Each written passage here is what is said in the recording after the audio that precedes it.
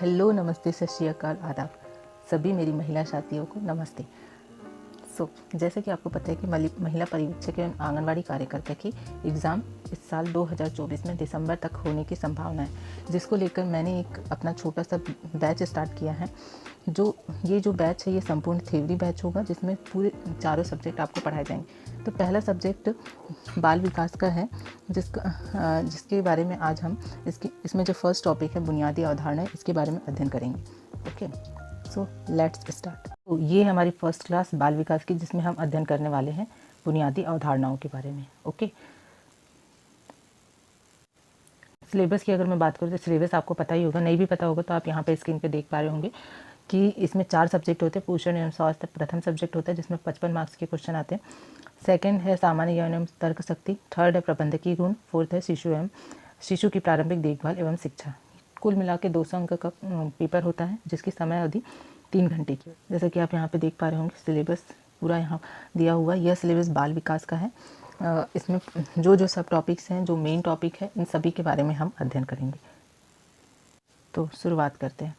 तो बात करते हैं बाल विकास प्रारंभ कहाँ से हुआ, बाल विकास कहाँ से आता है। बाल विकास जो है मनोविज्ञान की एक शाखा है, जिसे प्रारंभ में दर्शन शास्त्र के नाम से जाना जाता था।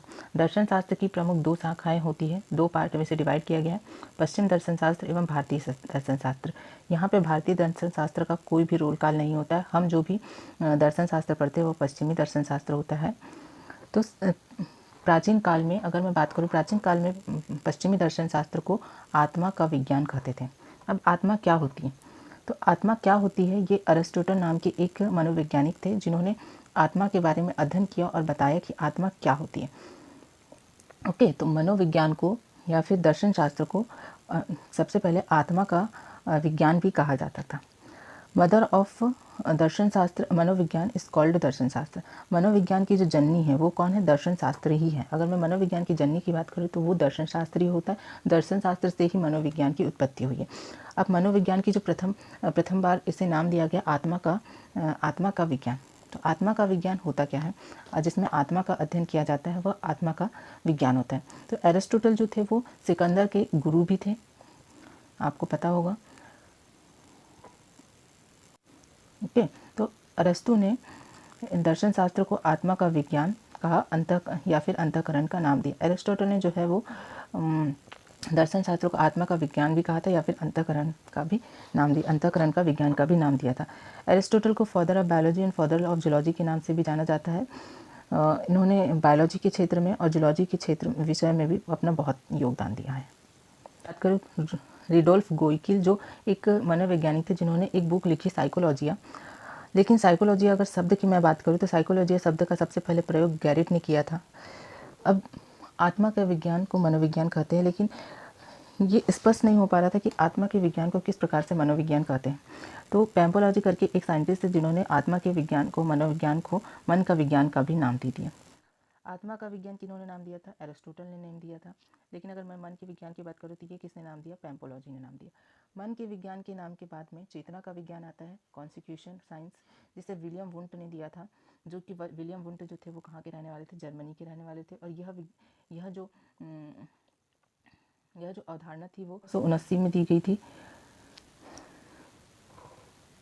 जर्मनी के लिप्सिंग नगर में एक लैबोरेटरी की स्थापना की गई थी। किन्होंने इस लैबोरेटरी की स्थापना की थी, विलियम वुंट ने इसकी स्थापना की थी। और उन्होंने यहाँ पे मनोविज्ञान को चेतना का विज्ञान का नाम दिया, और उन्होंने समझने की कोशिश की कि किस प्रकार मनोविज्ञान जो है वो चेतना के विज्ञान के अंतर्गत आता है। मनोविज्ञान को किस नाम से जाने जाने लगा, संरचनावाद के नाम से जाने जाने लगा।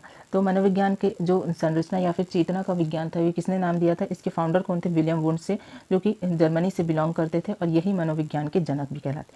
कार्य, अगर इनके कार्य की बात करें तो इन्होंने मनोविज्ञान में दर्शन शास्त्र से आज़ादी दिलाई थी।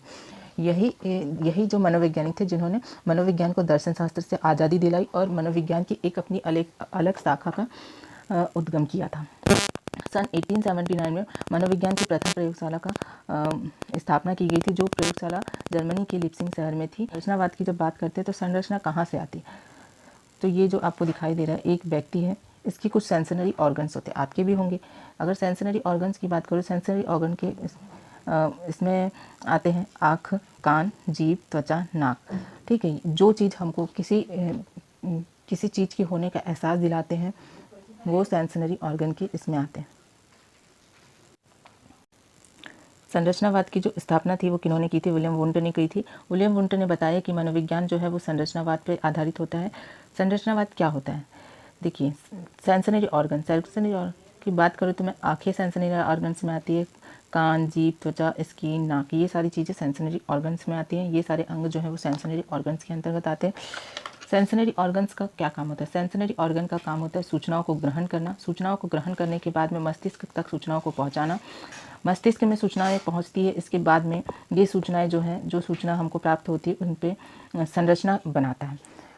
एग्जाम्पल की अगर मैं बात करूं कि किस प्रकार से संरचना बनती है, देखो सपोज करो अगर अभी आपके घर में जलेबी बन रही है, ठीक है, लेकिन आपको पता है कि जलेबी बन रही है? नहीं पता, आपने देखा नहीं, आप दूसरे कमरे में बैठे कि जलेबी बन रही, तो आपको कैसे पता चलेगा? आपके नाक में हवा के थ्रू वो स्मेल ग्रहण होगी, संवेदी अंग के थ्रू आपको वो स्मेल आ रही है। आपका जो ब्रेन है उस सूचना को ग्रहण कर रहा है। सूचना को ग्रहण करने के बाद में आपका ब्रेन स्ट्रक्चर बना रहा है कि क्या बन रहा होगा, ये किस चीज़ की स्मेल है, और आपके दिमाग में वो छवि आ जाएगी। ओके, तो इस प्रकार से जो सेंसरी ऑर्गन्स है वो वर्क करते हैं।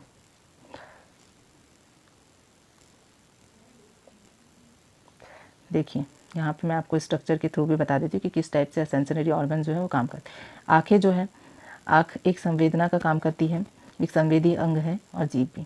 संवेदी अंग से कहाँ जाते हैं? ब्रेन में जाता है। ब्रेन एक इमेज बनाता है। इमेज बनाने के बाद में वो आपको बताएगा कि यहाँ पे हमको एक काला सांप दिखाई दे रहा है। ये आँखें नहीं है, काला सांप है। ओके, तो इस प्रकार से जो है आपका ब्रेन इंफॉर्मेशन देता है और स्ट्रक्चर बनाया जाता है। संरचनावाद के प्रतिपादक कौन है? विलियम वुंट है। इनका समर्थन किन किसने किया? एडलर ने किया, वोटफोर्ड ने किया और पिचनर ने किया था। इस प्रकार मन की निश्चित संरचना होती है। इस प्रकार इन्होंने बताया कि मन की एक निश्चित संरचना होती है, और संरचना मनोविज्ञान जो है वो किसका विज्ञान होता है? चेतना का विज्ञान होता है। तो इस वीडियो में हम इतना ही डिस्कस करेंगे। नेक्स्ट वीडियो में आप बने रहिए। चैनल को अगर वीडियो पसंद आया हो तो प्लीज़ चैनल को सब्सक्राइब कीजिए, लाइक कीजिए, अगर कोई डाउट है तो कमेंट कीजिए और ज़्यादा से ज़्यादा शेयर कीजिए। Okay, thank you.